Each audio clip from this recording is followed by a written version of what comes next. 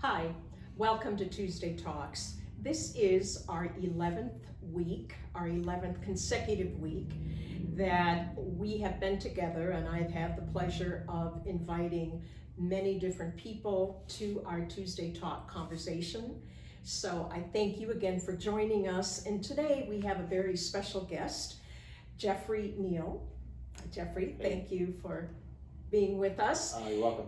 Jeffrey, Thanks for having me. Okay, you're very welcome. Jeffrey is a member of our board of trustees, and a born and raised Petoskey guy, and has a very deep love of music and a wonderful connection with music and with a very special musician in the orchestra. So, Jeffrey, hi. How are you doing? I'm good. Thank you for being here with us today. So take us back a little bit. I know you were born and raised in Petoskey. You left for a little while, but then you came back and you spent 4 years at Petoskey High School. And if I remember correctly, you were involved in the music program at Petoskey High School. Can you tell us a little bit about that? Sure, yeah. It's kind of those tough years of life, I think, that everyone can think back to. Middle school, high school days, where things really aren't easy for anybody. So we were transitioning back up to Northern Michigan between 8th and 9th grade, and I had been in the Jupiter Middle School band program, started to learn how to play trumpet down in Jupiter, Florida. And when we moved back up, both my brother and I joined the Petoskey Marching Northmen for our freshman year, going to band camp at Ferris State University, and that's really kind of how it started. And my brother ended up not finishing out that year, whereas I stayed in band all throughout high school and really became quite a good trumpet player over the years. And I think that's where a lot of my love for music started, kind of in that portion of my life right there. And interestingly, your trumpet teacher is our principal trumpeter in the orchestra, Pat Jarvie. Yep. And you two have reconnected again. That must have been very interesting. Yeah, it was. In fact, I had found out that he was going to join the board when we had our board orientation. I had no clue that he was going to be a part of the board, so that was a really big surprise. And Pat and I ended up going and having dinner that night after our board orientation, and we've kind of kept up with it. Every board meeting that we have, we try to grab a bite to eat either afterwards or at least give a rain check for next time. But yeah, it's awesome to kind of re-catch up with him. I haven't talked to him in a long time, and so it's just been great catching up over the last year or two and getting to know him again. And during those high school years, he provided mentorship and some leadership for you, didn't he? Not only in music, but in kind of life, which is a lot of times how this happens, isn't it? It is. I, of course, appreciate everything he did musically for me as far as teaching me how to play the trumpet, Right. Become a better trumpet player. But I think it was those soft skills or other skills that he taught me that really helped me as I became an adult. And I always looked up to him and the other band directors at the high school and just looked at the type of men that they were and the way they treated other people, the way they carried themselves, how they took things seriously. They were always professionals.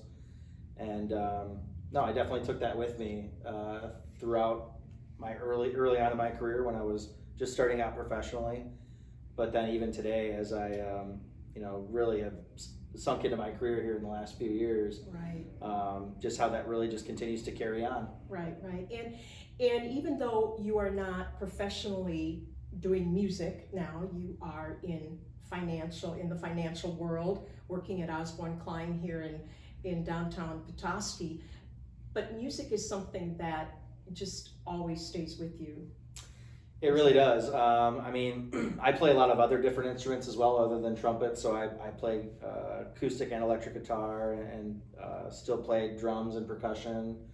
So I find myself playing music almost daily, even still. Maybe it's not always picking up the horn, But I do still pick up the trumpet occasionally, and music is still a big part of my life. And I do have a 3-year-old daughter now, as you know. Yes. So Adorable. thank you. And she is a pistol. she's a pistol. Yes. And she likes to go watch music, but also is starting to learn just some basic musical instruments, some percussion instruments.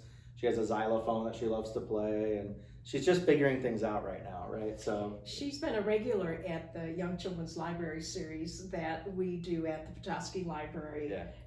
3 in the fall and 3 again in the winter. But so, okay, here's a loaded question for you, Sure. Jeffrey.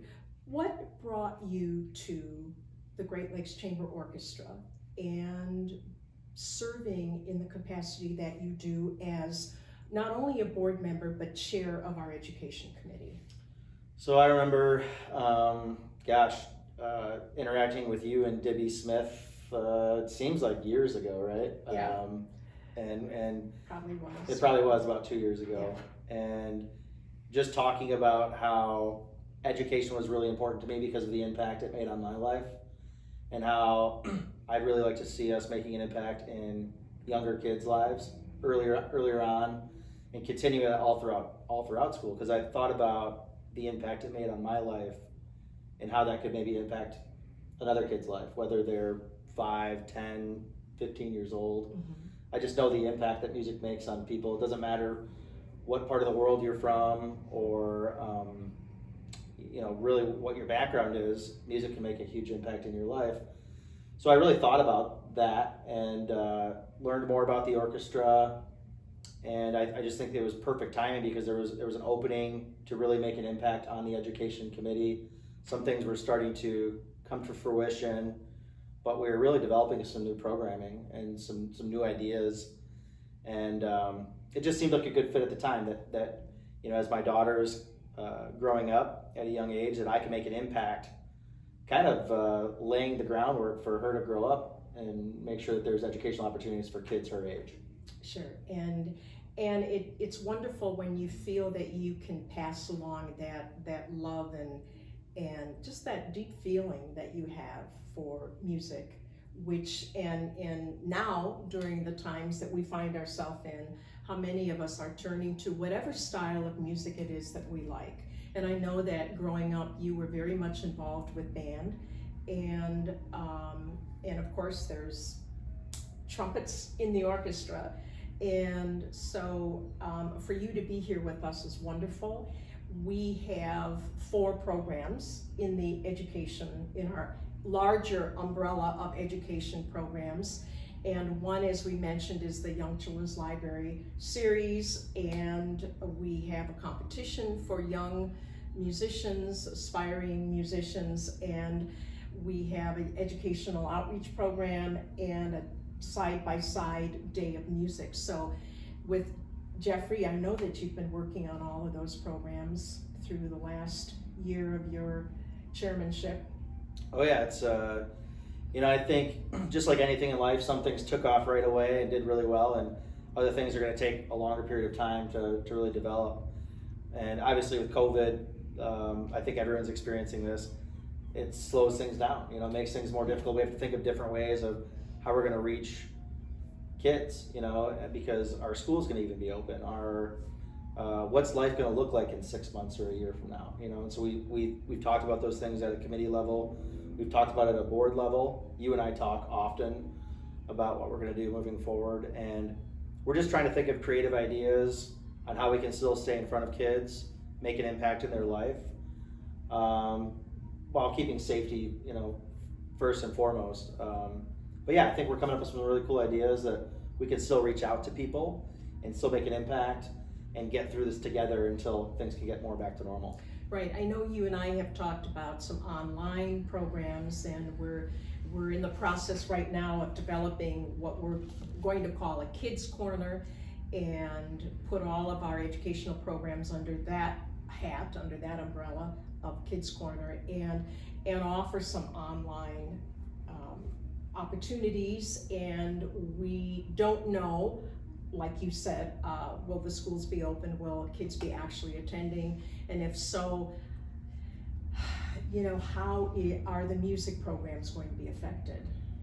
Yeah, I think about that. It seems like daily now, or at least every other day, where we're thinking about what is that going to look like. I think about our daycare is going to be open, our school is going to be open, right? This is what young parents are thinking about right now. And we think about, if they're not in school, what programs will be available. I think that's what a lot of parents are thinking about, because they're trying to think about how they can fill that time or still offer some sort of education or learning opportunity for their kids. So I think we're maybe more vital than ever. And then you also think about, okay, if schools are in session part-time or even full-time, what kind of impact can we make? Are we going to be allowed to be at the schools, at the libraries, things like that? But I know we will be involved in some capacity. I know that we want to be involved. I know that, whether it's a superintendent or principal at the school, they want us to be involved in some capacity. I know Val Meyerson you've been working with at the library. Right. I know that she'd still like to be involved in some, have the library involved in some capacity. So we're just trying to think about different creative ways. But I do love the direction we're headed in with the new brands and new ideas that we have for especially the website, and for ways for young people to share maybe music that they've created or that they've played, whether it's sharing it on their social media site, right, or our website. So I'm looking forward to seeing,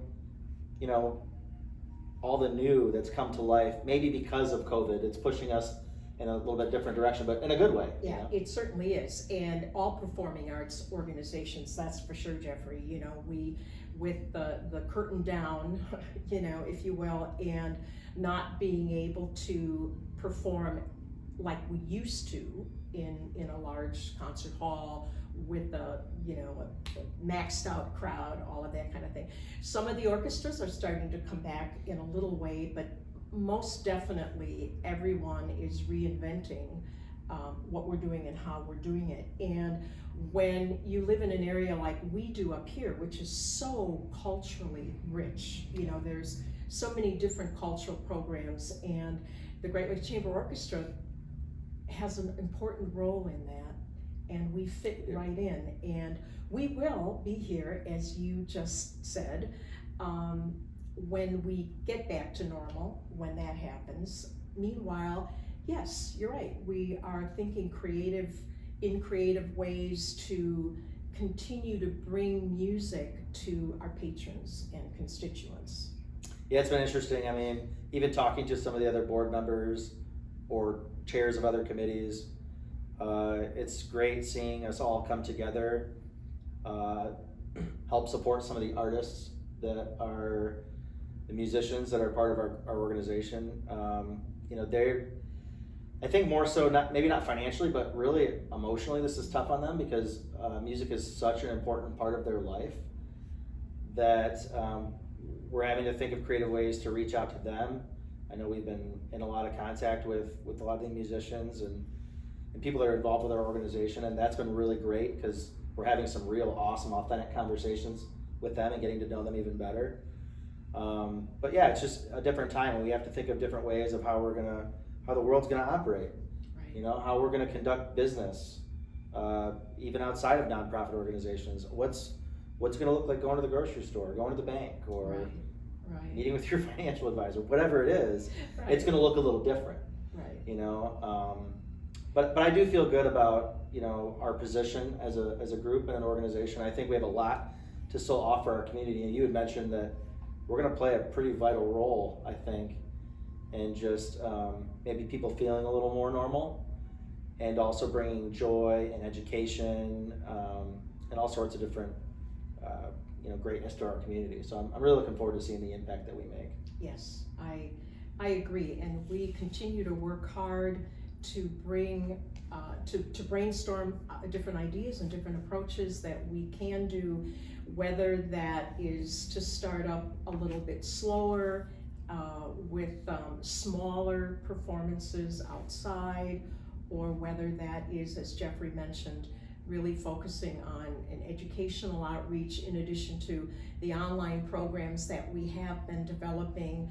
We have Little Bay concerts, we have GLCO in concert, which is kind of going back to the archives Right. and selecting some of the really wonderful moments that we've had together in the past in the concert hall and bringing them to you online, not the same as in the concert hall, Right. but we're all learning to make adjustments, aren't we? We are, and I think at least some of the stakeholders that we have that I've spoken with are really enjoying those shows. You know, they can remember when they were there and what they felt like and what that evening was like, or maybe they missed that concert and they're getting the opportunity to see it for the first time. So even though we'd all prefer to be in person, and I know you especially are really looking forward to when we can have a full concert again, but it's just really neat to see maybe the different perspective, the other side of things.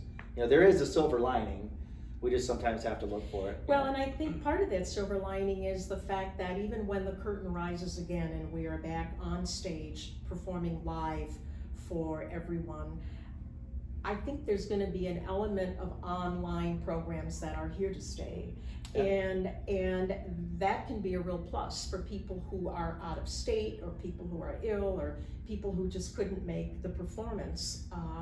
There may be ways that we might be able to share that online with everybody and to continue sharing what we have to offer with all of you. I ask that if it's possible for you to give a gift to the Great Lakes Chamber Orchestra, we would so welcome and appreciate that. We would, and I think that especially the monies that have been spent towards education, for me personally, obviously I'm the education chair, have just made a huge impact. So I think any gift that can be given to the organization, whether it's unrestricted or towards something specific that might be important to you, is very generous and very welcomed and appreciated. Yes, and these are unusual times, and for some it's not possible, but for those of you who it's possible, we would certainly appreciate to keep the orchestra rolling and going and doing our education and planning for our future when we can be together again. Jeffrey, I'd like to thank you very much for joining me today at Tuesday Talks and wishing you all the best. And actually, I'll see you again a little bit later this afternoon at one of our Board of Trustees meetings. And again, I want to thank all of you for joining us today on Tuesday Talks.